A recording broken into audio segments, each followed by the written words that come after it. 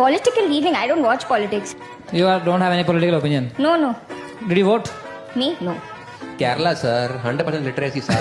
നിങ്ങൾ കുറേ പേര് കണ്ടിട്ടുള്ള വീഡിയോ ആണ് ഈ വീഡിയോയുടെ റിയാക്ഷൻസും ഒപ്പീനിയൻസും പല ആൾക്കാർ പറഞ്ഞിട്ടുള്ളത് നിങ്ങൾ കേട്ടിട്ടുണ്ട്. പക്ഷെ ഞാൻ പറയുന്നത് ഈ പ്രോഗ്രാമിനെ പറ്റിയിട്ടാണ്. ഇന്ത്യസ് ഗോട്ട് ടാലന്റ് എന്നാണ് ഈ പ്രോഗ്രാമിന്റെ പേര്. ആക്ച്വലി അമേരിക്കാസ് ഗോട്ട് ടാലന്റ് എന്ന് പറഞ്ഞ പ്രോഗ്രാമിന്റെ മിമിക് ചെയ്തിട്ടുള്ള ഒരു പേരാണ് ഇതിന് ഇട്ടിട്ടുള്ളത്. ആ പേര് സൂചിപ്പിക്കുന്ന പോലെ തന്നെ ഒരു കോമഡി വൈബിലുള്ള പ്രോഗ്രാമാണ്. സമീർ റൈന എന്ന് പറഞ്ഞ വലിയൊരു സ്റ്റാൻഡപ്പ് കോമഡിയുടെ തലയിൽ ഉദിച്ചിട്ടുള്ള ആശയമാണിത്. ഓരോ എപ്പിസോഡ്സിനും 20 മില്യൺ 15 മില്യൺ അത്രയും വ്യൂസ് വന്നിട്ടുള്ള പ്രോഗ്രാമാണിത്.